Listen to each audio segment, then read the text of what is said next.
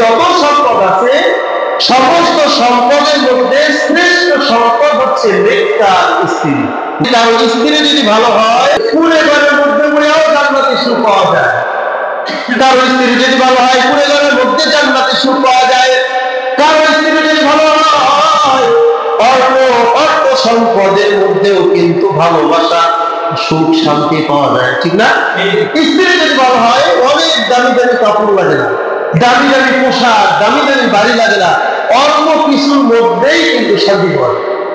আবার কারো স্ত্রী যদি খারাপ হয় লক্ষ লক্ষ কোটি কোটি টাকার মালিক, স্ত্রী কিন্তু খারাপ, লক্ষ লক্ষ কোটি কোটি টাকা থাকার পরেও দেখা যায় ওই ঘরের মধ্যে সুখ শান্তি নাই। অনেক টাকা মালিক, সে বাড়ি আছে, গাড়ি আছে, অনেক কিছু আছে, কিন্তু তার শ্রেষ্ঠ যে সম্পদ স্ত্রী, ওই স্ত্রী তার ভালো না। এই ভালো না থাকার কারণে অনেক টাকা পয়সা বাড়ি গাড়ি থাকার পরেও তার ঘরটা কেমন জানি জাহান্নামের একটা টুকরা হয়ে আছে। কারণ স্ত্রী যদি ভালো হয় সে টাকা পয়সা গাড়ি গাড়ি কিছুই পায় না, কিন্তু স্ত্রীটা ভালো পাইছে সে সবকিছু পেয়ে গেছে, ঠিক না নাকি? স্ত্রী ভালো সব পেয়ে গেছে। স্ত্রী যদি কারো আল্লাহ বলা হয়, স্ত্রীর মধ্যে অন্তরে যদি আল্লাহর ভয় থাকে, তার স্বামী যদি সে যদি নেশাদারদের উপর মধ্যে আসক্ত হয়ে যায়, দেখা যায় একদিন, 2 দিন, 5 দিন পরে স্ত্রীর ভালোবাসায়, স্ত্রীর কথায়, স্ত্রীর আদর্শ আগে ওই বক্তার পুরুষ, ওই জেনাখোর পুরুষ, দেখা যায় মক্কর পুরুষ কিন্তু ভালো কথায় একদিন ভালো পথে আসে যায়। এক মেয়ে মাদ্রাসার ছাত্রী, মাদ্রাসায় খুব পড়াশোনা করছে, সে আল্লাহর কাছে সবসময় বলতেছে আল্লাহ আমার স্বামী যেন ভালো হয়, আমার স্বামী যেন ভালো হয়, আর আমি যেন কোনোদিন একটি হারাম পয়সার খাবার যেন আমার না খাইতে হয়, আমার স্বামী যেন আল্লাহ আলেম হয়, আমার স্বামী যদি আলেম যদি না হয় একজন দিনদার মুত্তাকি যেন হয়, আল্লাহ আপনি মিলাই। শেষ যখন বোঝা শুরু করছে সে থেকে দোয়া করতে করতে করতে করতে বিয়ার বয়স হয়ে গেছে। শুধু একটাই দোয়া, আমার স্বামী যেন ভালো হয়, আমার স্বামী যেন নেককার হয়, আমার স্বামী অন্তরে যেন আপনার ভালোবাসা থাকে। তার ভালোবাসা আল্লাহ তাআলার ভালোবাসা, আপনার ভালোবাসা যেন থাকে। এরকম দোয়া করতে করতে করতে করতে এক পর্যায়ে বিবাহ বয়স হয়ে গেছে, কিন্তু আল্লাহ কি খেলা, তার বিবাহ হবে একজন পুলিশের সাথে। তার সাথে পুলিশ। আচ্ছা বলেন তো দেখি, পুলিশ 100 মধ্যে কয়জন ভালো হইতে পারে? একজন ভালো হইতে পারে, 100 মধ্যে একজন ভালো হইতে পারে। বেশিরভাগই তো সুদের টাকা, ঘুষের টাকা দিয়ে চলে, ঠিক আছে নাকি?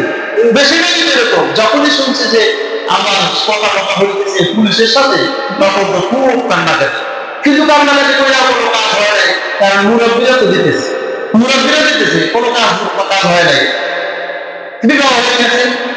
এখন যেদিন তাদের গুরুত্বপূর্ণ দিন, গুরুত্বপূর্ণ রাত, সেটা কোন রাত? বাসর রাত। যারা বিবাহ করছেন বাসর রাত তো সবাই হইতো না, কিন্তু ওই বাসর রাতের মতো আরেকটি রাত আরো একদিন কি হয়েছে, ওই বাসর রাতের মতো যেই রাতটা মূল্যবান যে রাতটা দিয়েছেন, এই রাতটা ওর পর থেকে কিয়ামতের আগ পর্যন্ত যদি কেউ বেঁচে থাকে আরেকটি রাত পাবে, এমন যেটা জীবন শেষ হয়ে যাবে, ওই রকমের রাত আরেকটি রাত তার কপালে আসবে। ওই রাতটাই শ্রেষ্ঠ রাত। সকালে হাজির, তখন বাসর রাতে 2 রাকাত নামাজ পড়তে হয়, নফল নামাজ পড়ছেন না? 2 রাকাত নফল নামাজ পড়তে হয়, সবাই মিলে দাঁড় করা যায়, স্বামী একটু সামনে, স্ত্রী একটু পিছনে, সুন্দর করে দাঁড় করা যায়। তারা বাসর রাত শুরু করার আগে, জীবন শুরু করার আগে নামাজ দিয়ে যেন শুরু হয়। ওই যে নামাজ পড়ছে মৃত্যুর আগ পর্যন্ত আর কোনদিন নামাজ পড়া ছাড়বে না, নফল নামাজ দিয়ে শুরু। তাই ওইরকম নামাজে তারা দাঁড় করাই দিচ্ছে। এখন তার স্বামী বলতেছে, দেখো আমি তো ও সূরা কেরাত ভালো জানি না, কারণ আমি পুলিশের চাকরি করি, তুমি তো মাদ্রাসায় করছো, তাহলে তুমি নামাজটা পড়াই নাও। কি বলতেছে, তুমি নামাজটা যেরকম বুঝছে সেরকম বলছে, তুমি নামাজটা পড়াই নাও। বাস সুন্দর করে 13 জনের নামাজ সম্পূর্ণ করছে। এখন দোয়া করতে হবে না? দোয়া করতে হবে। স্ত্রী বলতেছে, আপনি দোয়া করেন, আপনি দোয়া করেন। তখন বলতেছে, দেখো আমার তুমি লজ্জা দিও না, কারণ আমি তো দোয়া করার কিছুই পারি না। তুমি তো মাদ্রাসায় বসে তুমি দোয়াটা করে নাও, তুমি দোয়াটা করে নাও। এখন স্ত্রী হাত তুলছে, আল্লাহর কাছে হাত তুলে এই যে কান্না শুরু করছে,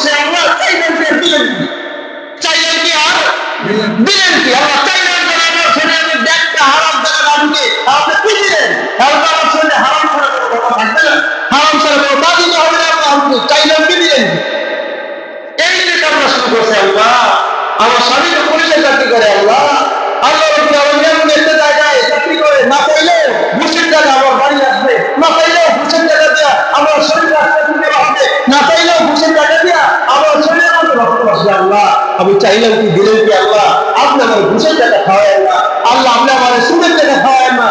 এই যে কান্নাকাটি শুরু করছেন স্বামী এক পর্যায়ে মোনাজাত ছাইরা স্ত্রীর জড়াই ধরে বলতেছে, স্ত্রী তুমি আর কান্নাকাটি করো না, আজকে রাতে তোমার হাতে হাত দিয়ে আমি তওবা করলাম, জীবনে এক টাকা ভূত আমি খাবো না। একজন নেককার স্ত্রী চাইলে বক্তার স্বামীকে ভালো বানাইতে পারে। আবার একজন বক্তার স্ত্রী যদি চায় নেককার একজন স্বামীকে, সে 2